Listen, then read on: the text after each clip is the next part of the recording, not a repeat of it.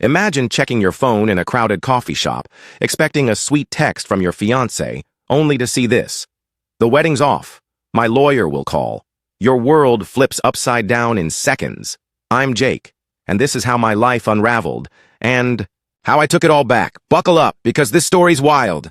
I'll never forget the moment my heart stopped. It was a sunny Tuesday in Austin, Texas, April 22nd, 2025.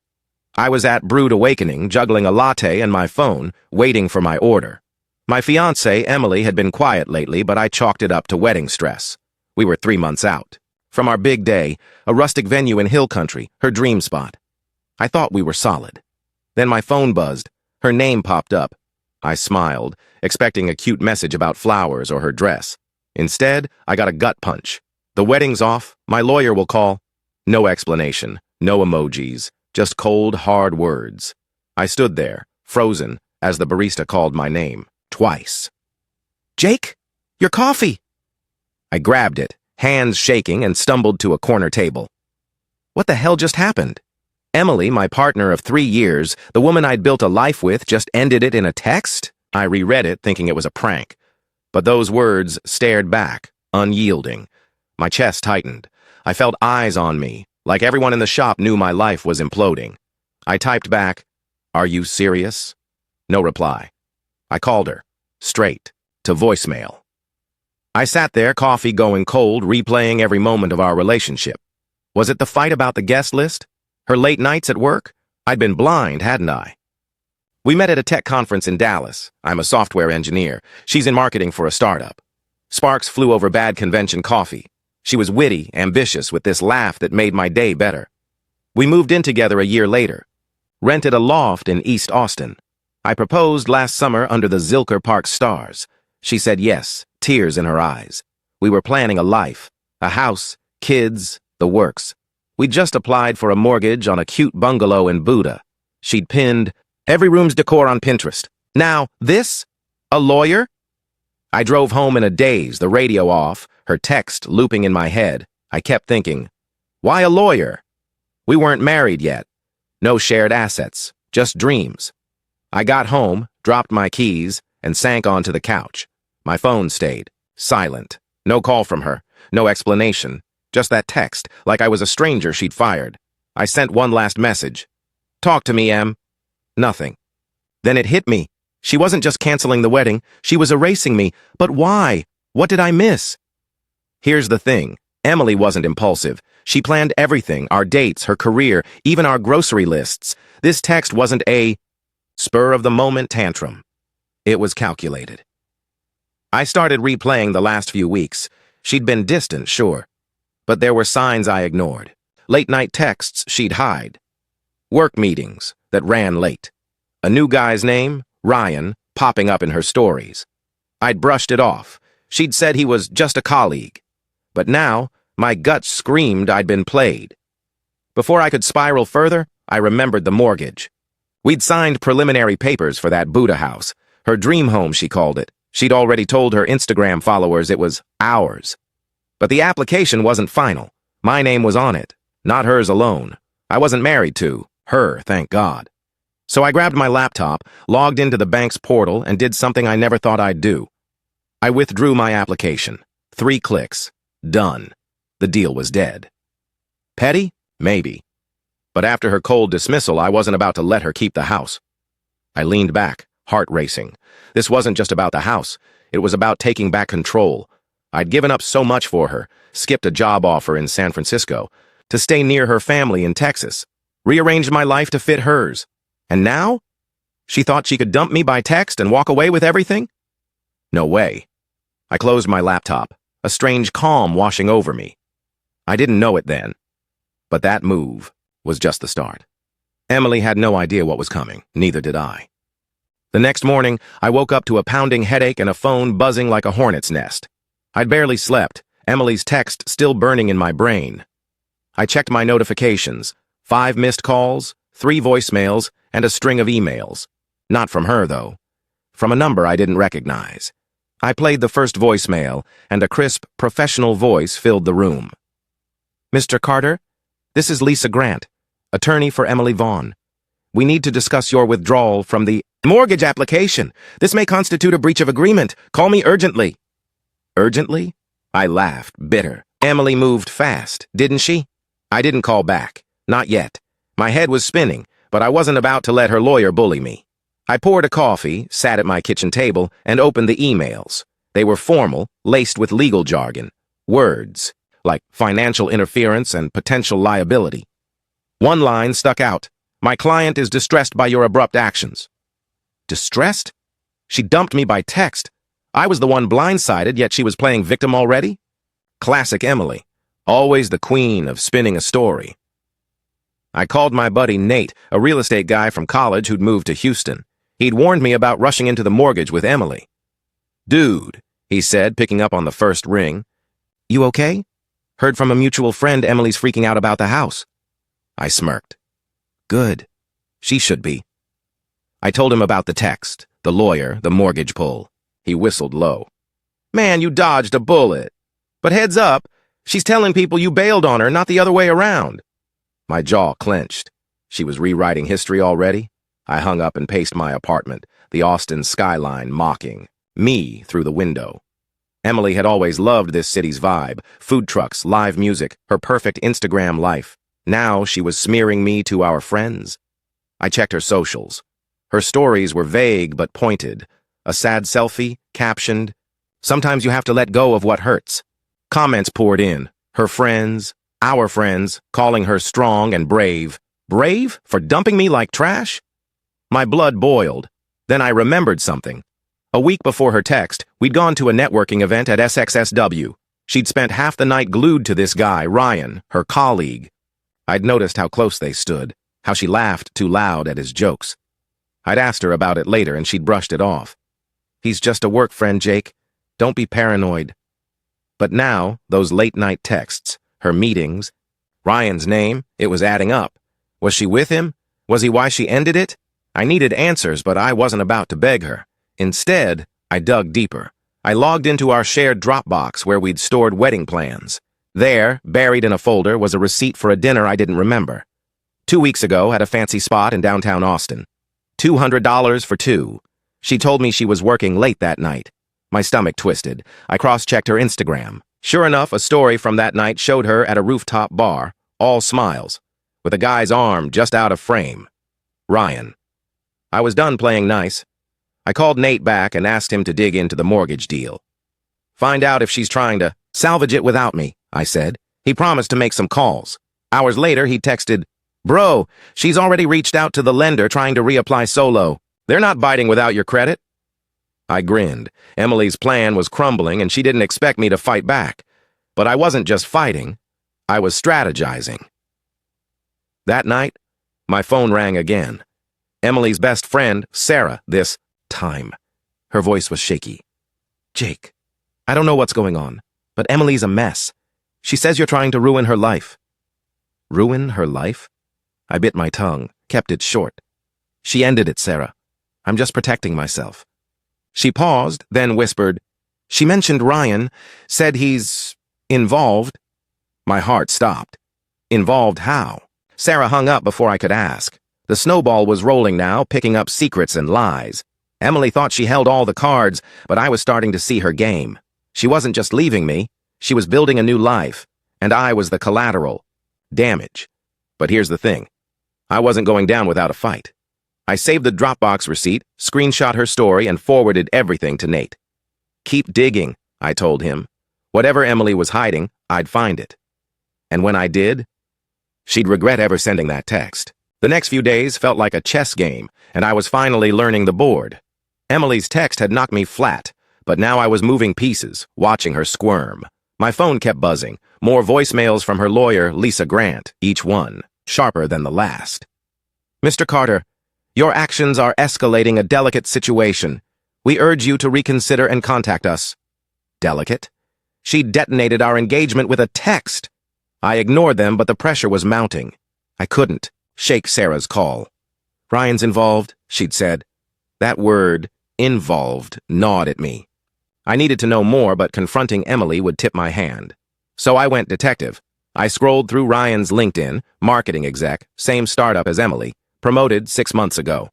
His Instagram was public, full of craft beer shots and gym selfies. Then I saw it, a post from 2 weeks back, same rooftop bar as Emily's story. He was tagged with her, their shoulders touching. My stomach churned. I called Nate again. Can you check if Emily's been seen with this Ryan guy? Nate, always game, said he'd ask around Austin's tight-knit tech scene. By noon, he texted, heard from a bartender at the Driscoll. Emily and Ryan were cozy there last month. Not subtle. Not subtle? That hit hard. While I was picking out wedding bands, she was playing house with this guy? I saved the text. Another piece of evidence. Emily wasn't just leaving me, she was rewriting our story to bury me. Then the bomb dropped. My bank app pinged with an alert. Someone tried accessing our joint wedding savings account. $8,000, my bonus money, meant for the venue and catering. The request was flagged. Tried to transfer it all to an account in Emily's name. I called the bank, furious. Sir, we froze it due to suspicious activity, the rep said. No funds were moved. I exhaled, but my hands shook. She wasn't just breaking my heart, she was trying to rob me blind. I forwarded the bank alert to my new ally, Carla, a family law attorney I'd hired after Nate's recommendation. Carla was no nonsense, with a voice like steel. This is attempted fraud, she said. We need to lock this down. She drafted a letter to Emily's lawyer, denying any financial responsibility until Emily explained her actions. Include the bank alert, I told her. Let them know we're watching.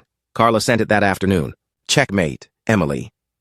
Hours later, my phone lit up with a call from Emily's dad, Tom. We'd always gotten along. He'd grilled steaks at their lake house, called me son. Now his voice was heavy. Jake, what's going on? Emily's hysterical. Says you're tanking her future. I kept it cool. Tom, she ended it by text. Now she's trying to take my money. Ask her about Ryan. Silence. Then, Ryan?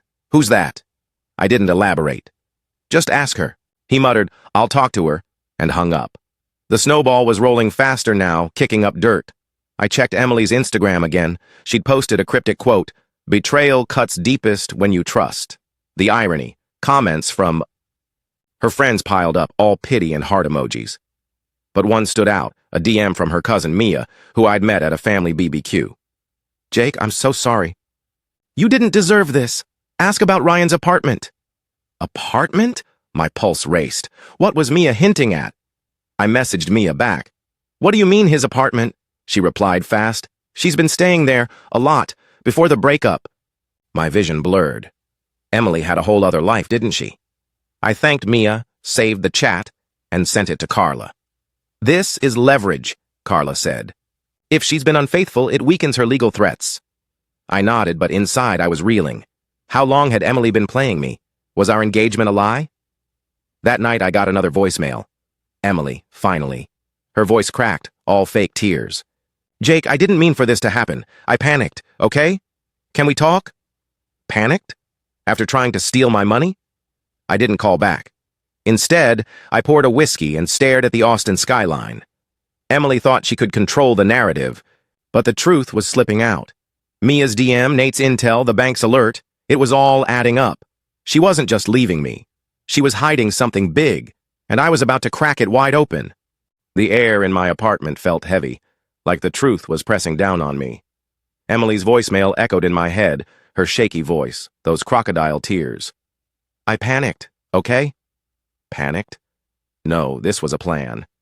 She'd been orchestrating this for weeks, maybe months, and I was done being her pawn.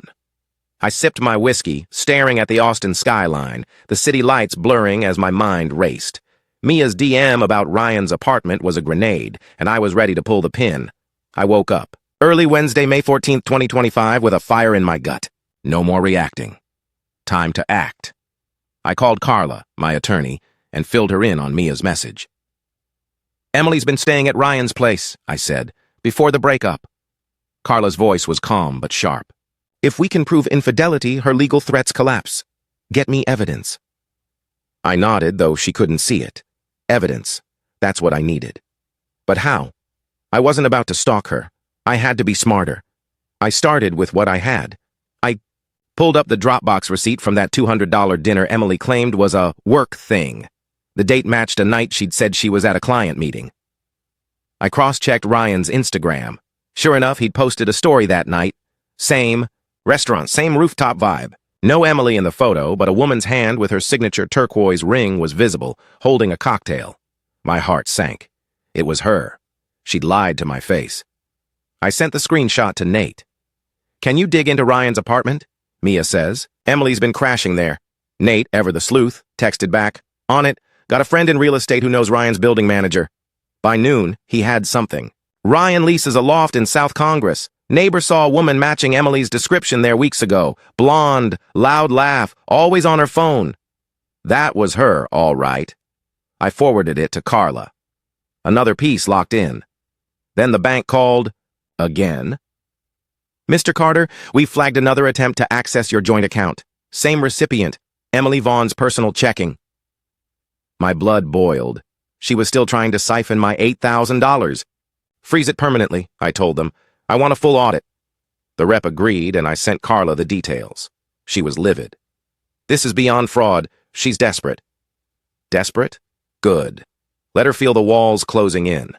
That afternoon, Sarah called again, Emily's best friend. Her voice was tight, like she was scared to talk. "Jake, Emily's saying you're harassing her. She's telling everyone you're sabotaging her life." I laughed, cold. "Harassing? She's the one trying to steal my money." Sarah went, quiet, then whispered, "She's with Ryan now.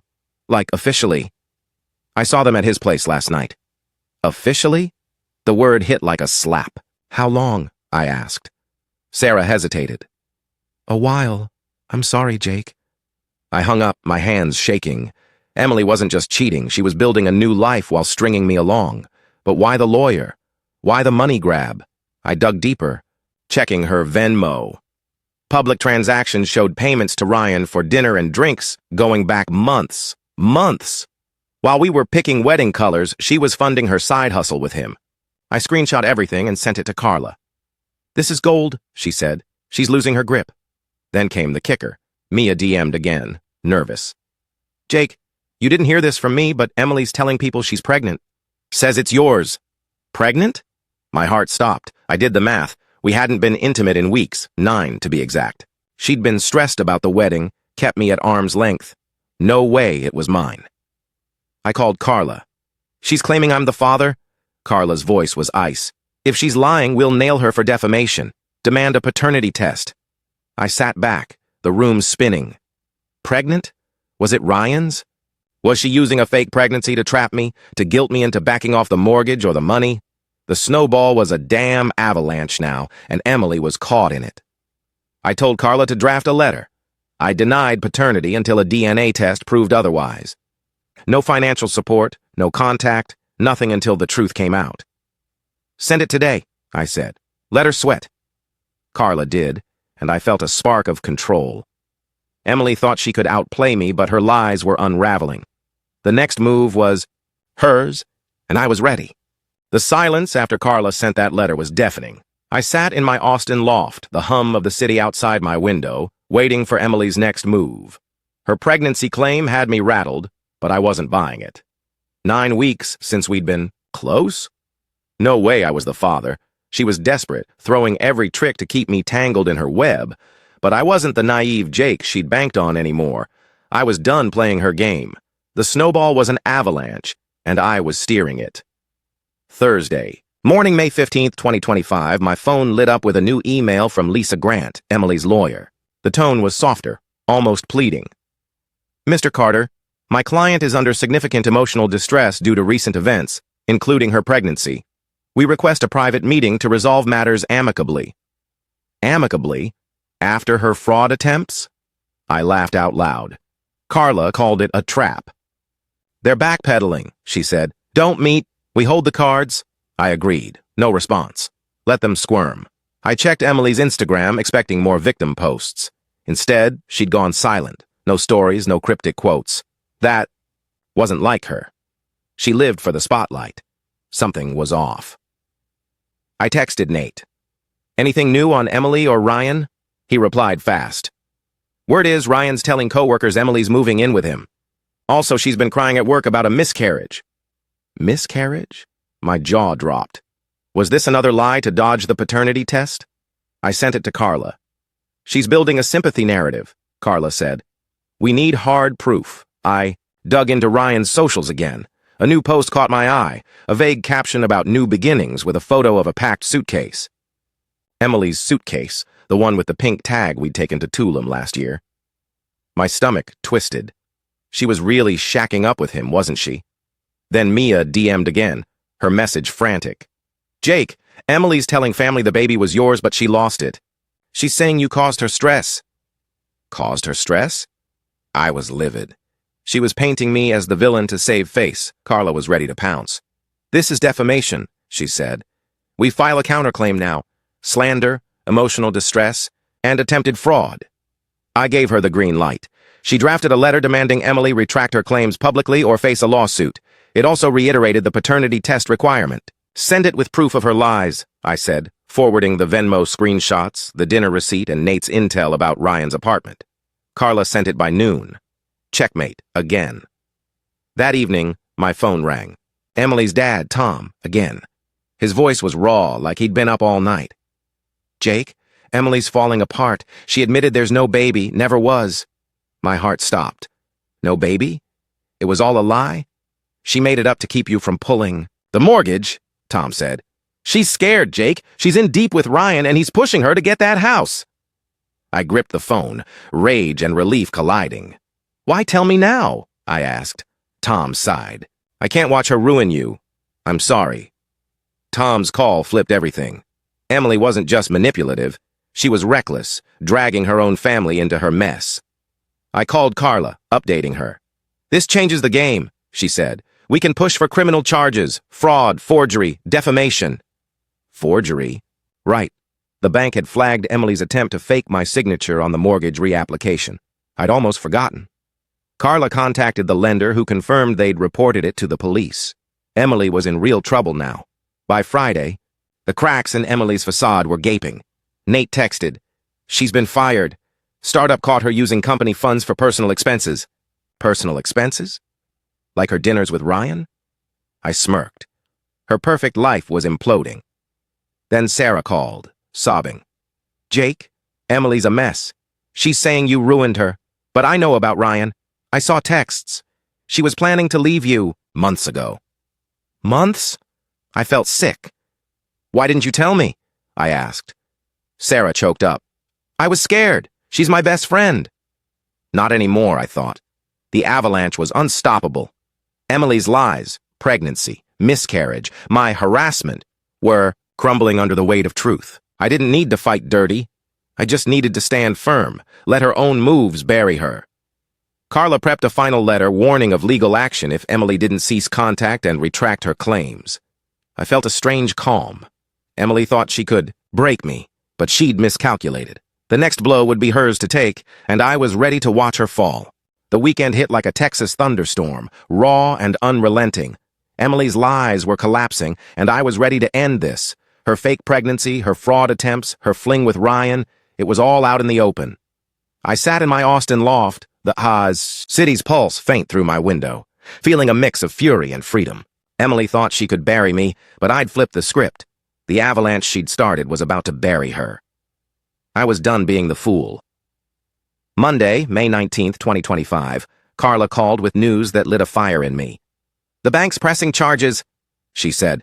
"Emily's forged signature on the mortgage docs. It's felony fraud. The police are involved." Felony? My heart raced.